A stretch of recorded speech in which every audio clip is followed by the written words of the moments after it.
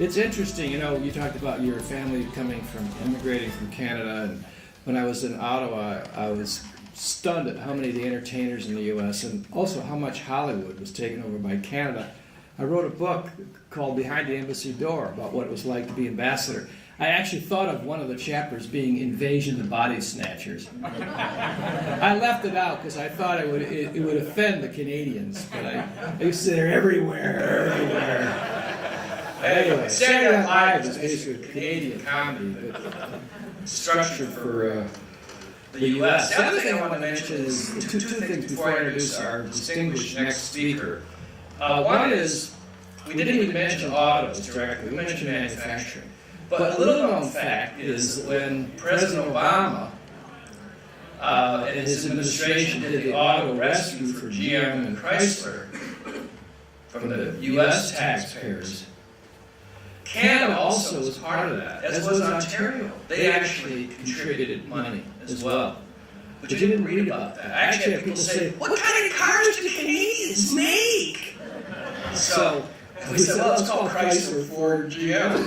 And the Chrysler 300 I have out here is actually made in Brampton, Ontario.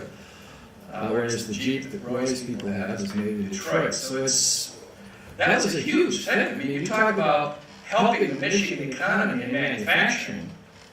That was a way for our two governments and also Ontario to play a very positive role on jobs, the economy. It was really powerful. We wouldn't be doing as well as we are without that. I think that's important to understand. And that was a partnership with Canada. The other thing I want to mention before I introduce our distinguished mayor is that we were talking about the bridge. I hate to beat a dead horse, but it's not the most important infrastructure project in Canada. It's actually the most important infrastructure project in the northern part of the United States, possibly the entire country. But what's interesting is that virtually every mayor, every chamber of commerce, every union, every major company, anyone who's thought about it, supported that new bridge. We could not get the legislature here to understand it or support it. It was the only entity in this state that I know of that flunked the test of awareness, understanding, and enlightenment. And we're very lucky we had a governor who understood it from day one. But we ought to ask ourselves, how could that happen? And we're going to have to think, how do we allow our decision makers to have the knowledge and the information and sometimes the courage just to do what is a no-brainer? We look at Washington right now and how dysfunctional it is, but we also have that here. And that's important to keep in mind. There are no excuses here for abject ignorance, in my opinion. None. And there's a lot of incentive for enlightened self-interest that people just open their eyes. And I think we should keep that in mind, all of you, when you talk to your colleagues here in Lansing. Now, we have a very successful mayor who's going to speak to us now. He's about to start his 10th year. He's been elected 3 times. That's great. He's a leader in energy and sustainability, in Canada-U.S. cooperation. Grand Rapids has received a number of awards in sustainability, economic development, knowledge center. The United Nations has recognized Grand Rapids for its leadership, and they've also recognized the mayor. He's active in the mayors across the border. I guess you call it, what is it, the Great Lakes St. Lawrence Mayors Organization. Anyway, I want to give to you, and we're delighted he's here, the mayor of Grand Rapids, George Hartwell.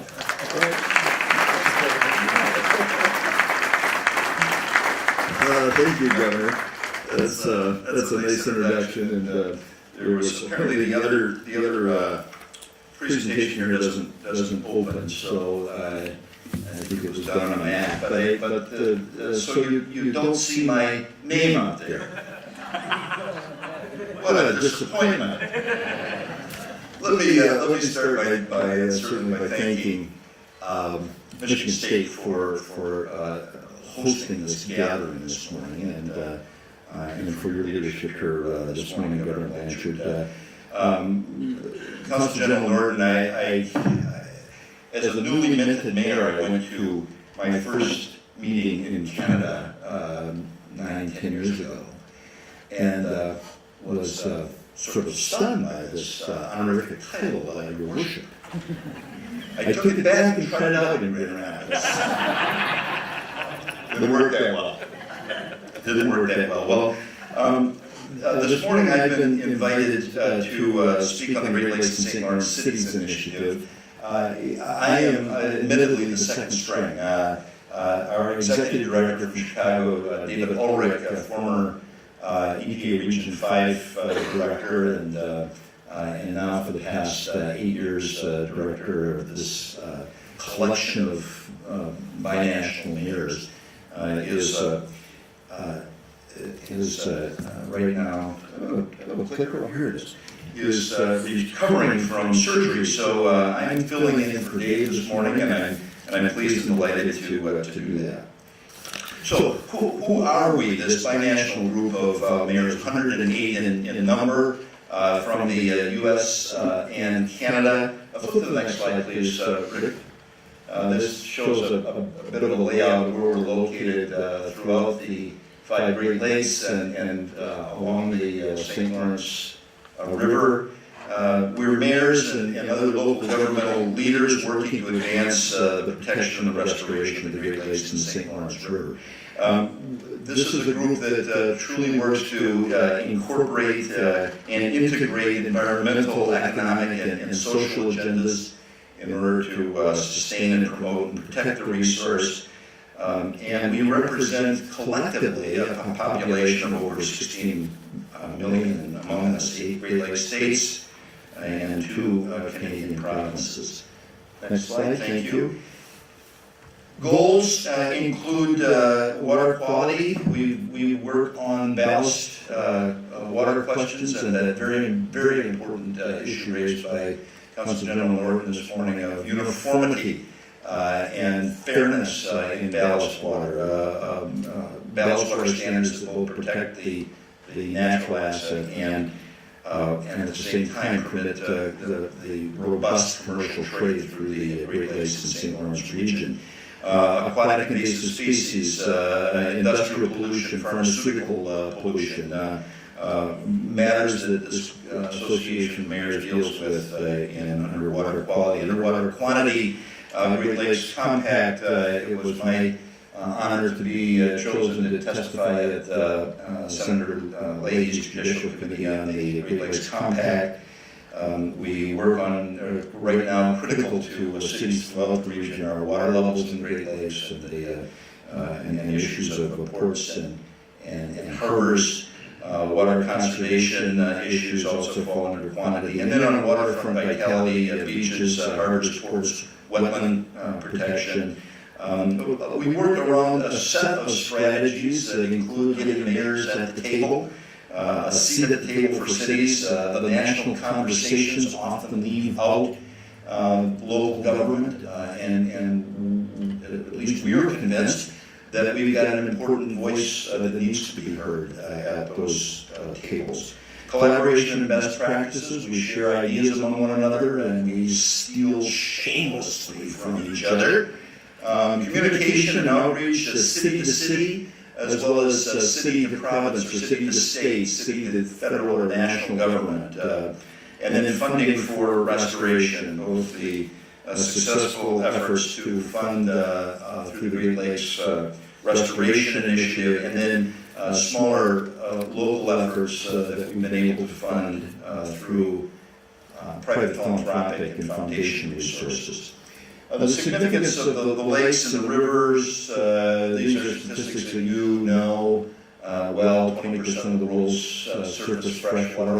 Here's another stat to add that you may not know. If you took that shoreline that Council General referred to and stretched out in a straight line, it would extend from Lansing to Perth, Australia, just a shoreline of the Great Lakes.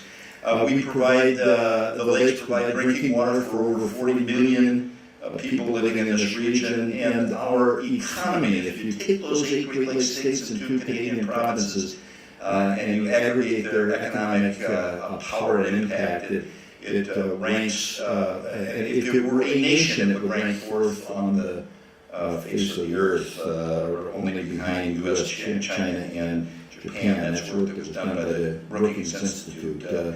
Here's a statistic, again, that you may not know, but we think it's important. Local governments in the Great Lakes invest more than $15 billion annually in protection and restoration, much of that in wastewater management and combined sewer separation as we work on the Great Lakes protection. Partners in the Great Lakes and the St. Lawrence River, certainly federal government role, national government role in U.S. and Canada are critical.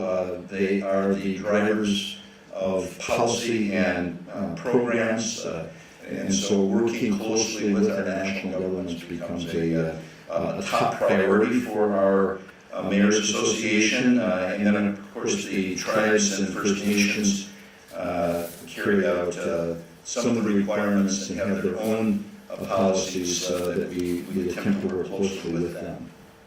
Key agreements that our Great Lakes St. Lawrence Cities Initiative has been engaged in over the years, the Compact, Great Lakes St. Lawrence Agreement and Compact, the Canada-Ontario Agreement respecting Great Lakes, the Canada-Quebec St. Lawrence Plan, the Great Lakes Water Quality Initiative. All of those are initiatives and compacts at either the national or provincial level, and yet cities have had an important voice in the development of each of those agreements. Some examples of initiatives over the past several years that we've been involved in that have where our voice has made a difference. The U.S. Coast Guard decided several years ago that it would be a good idea to conduct the live fire training exercises in the Great Lakes. Canada thought that was a strange idea, a peculiar idea.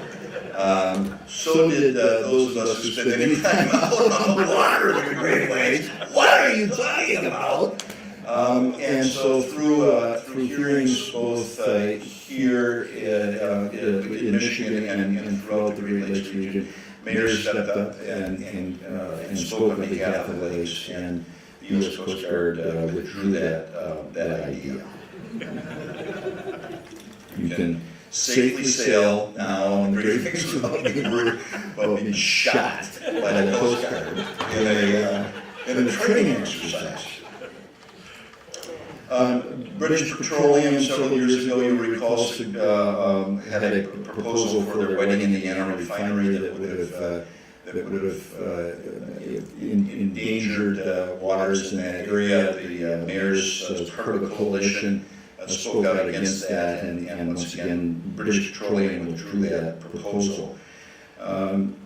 Local investment in protection and restoration, we have, as an association, have sought and obtained funding from philanthropic sources, largely in the U.S., in fact, I think entirely in the U.S., but money that's been able to be spread to cities both in the U.S. and Canada as we invest in protection.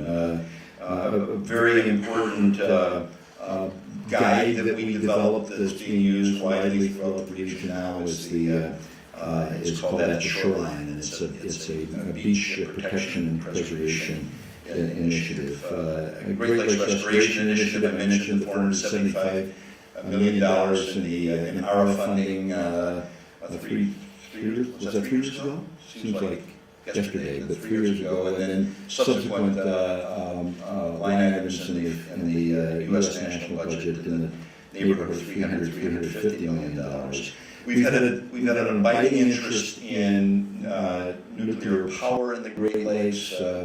We have been generally, I would say, as an association, supportive of the development of nuclear power, but very, very skeptical around questions of storage of nuclear waste at the edge of the water. or even transportation of waste throughout the system across the water. And so when Bruce Power in Ontario wanted to ship nuclear waste to a Scandinavian country to be processed, our association spoke against that.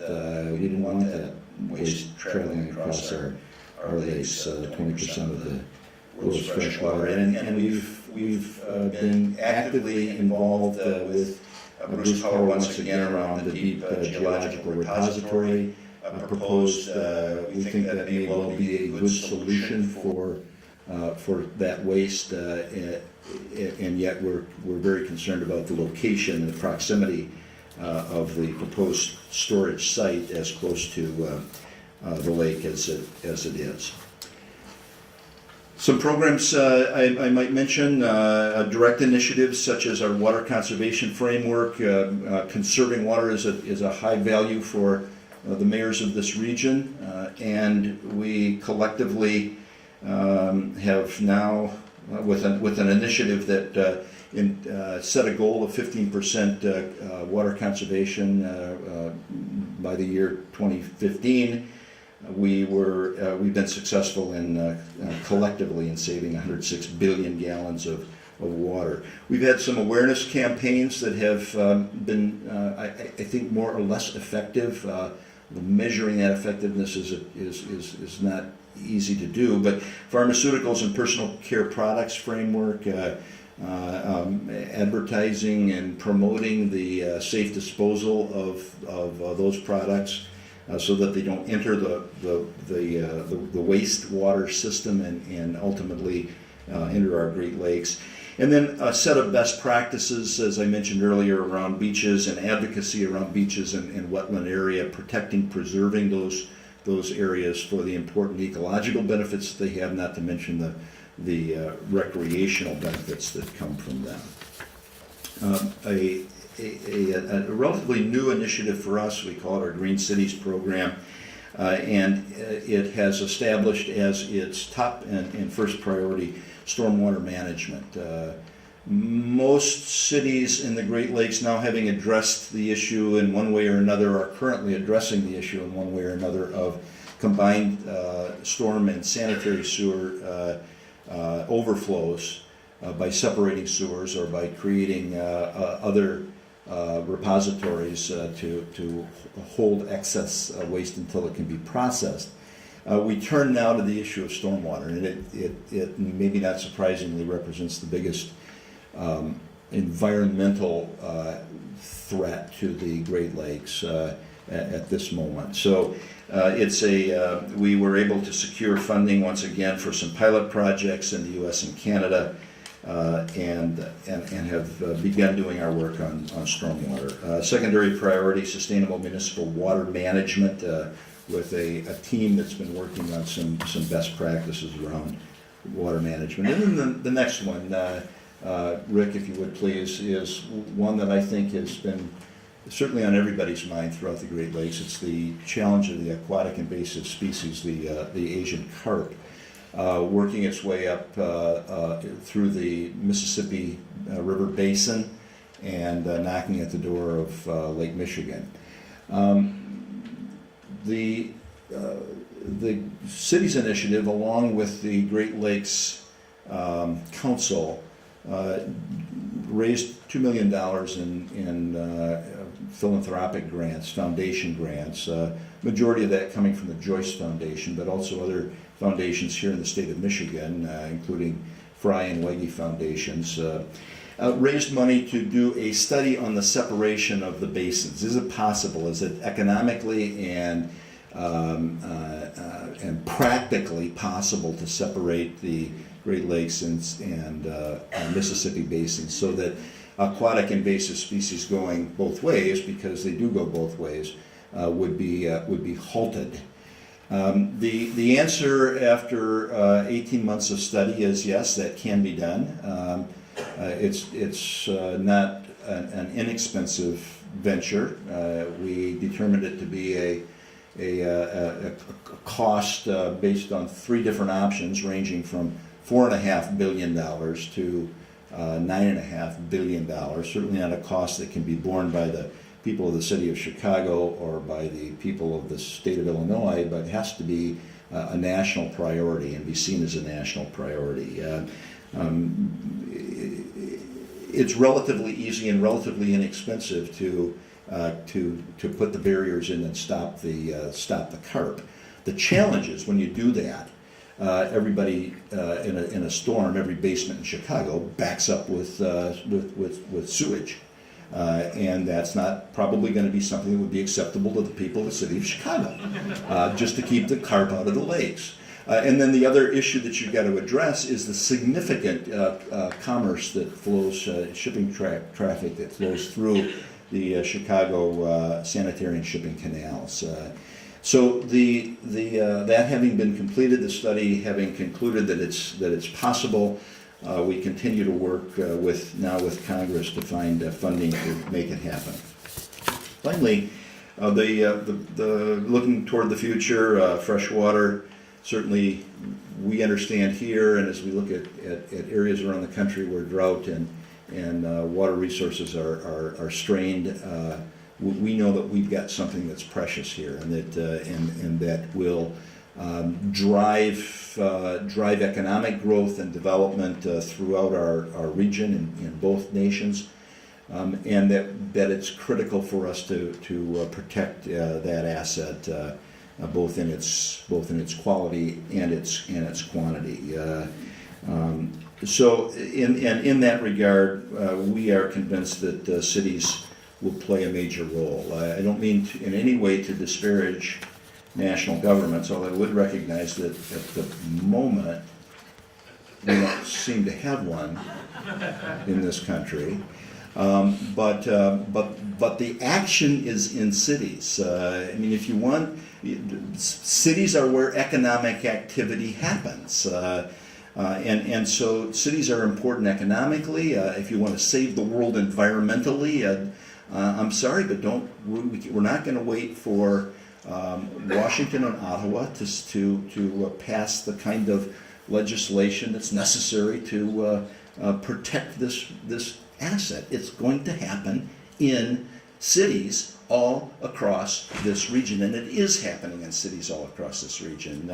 And that's what gives me hope today, that the economic growth and future of our region and our state, our region and our nation for that matter, and the environmental integrity of the resource is in the hands of mayors, in the hands of mayors, and is happening in cities. And for that, I'm grateful. I'd be happy with the 7 minutes I've got left, if you wish, to take any questions.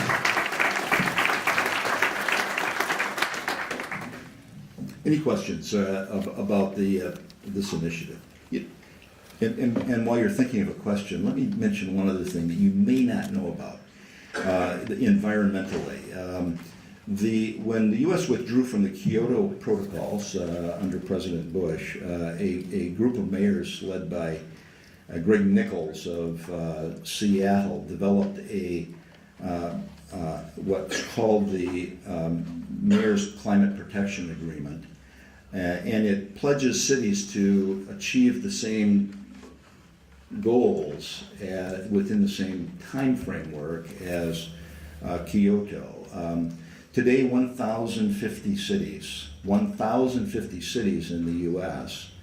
are working on, are signatories to this document and working on protecting not only water but air and soil throughout our region, and that is another thing that gives me some hope. Any questions? I have one. Okay, yes, Governor. Thank you again for being here, Your Worship. Your leadership, thank you. I'm wondering about the Corps. The head of the Army Corps of Engineers actually used to work for me and worked here in Lansing, Joe Allen Darcy. Yes. What is the Corps, what's their position on the Asian carp issue? How focused have they been? And how helpful have they been? And what do I need to know? Yeah, thank you. Well, They've certainly have been focusing on the issue, and I give them credit for that. They're looking at a much broader, looking at the problem from a much broader perspective, because the Chicago area waterways system is not the only place where these carp can enter the Great Lakes. And so they've been looking at a system-wide basis, and they've been looking at it for now 15 years. 15 years. 15 years.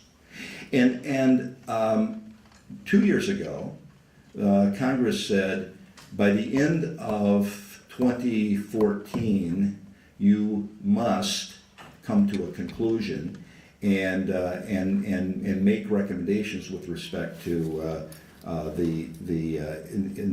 the integrity of these two basins around the threat of the Asian carp. They have been. I think it's fair to say. I don't think it's unfair to say they've been resistant to that timeline that's been handed them by Congress. And the best that I've heard out of them yet is we think we may be able to finish our study by 2015. So if you would make a phone call, please, and say this is. I mean, the recreational economy of our basins is in the billions of dollars, and to a degree, it's threatened. I don't want to sound like it's the end of nature here, but it is. But it's certainly threatened.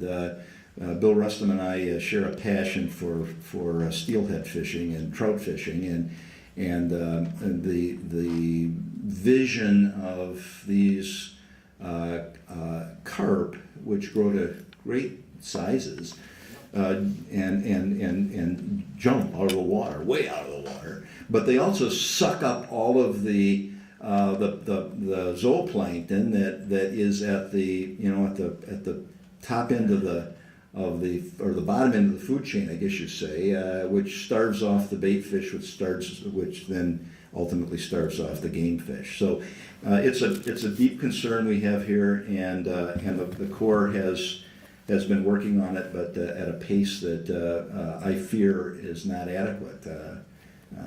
We're dependent right now on the weir, the barrier that between the Des Plaines River and the Chicago area waterways, and there's already some evidence that carp have been able to breach that barrier and get into the system. So it's a great concern. Thanks for asking. Ladies and gentlemen, thank you very much for your time this morning and attention. We greatly appreciate it.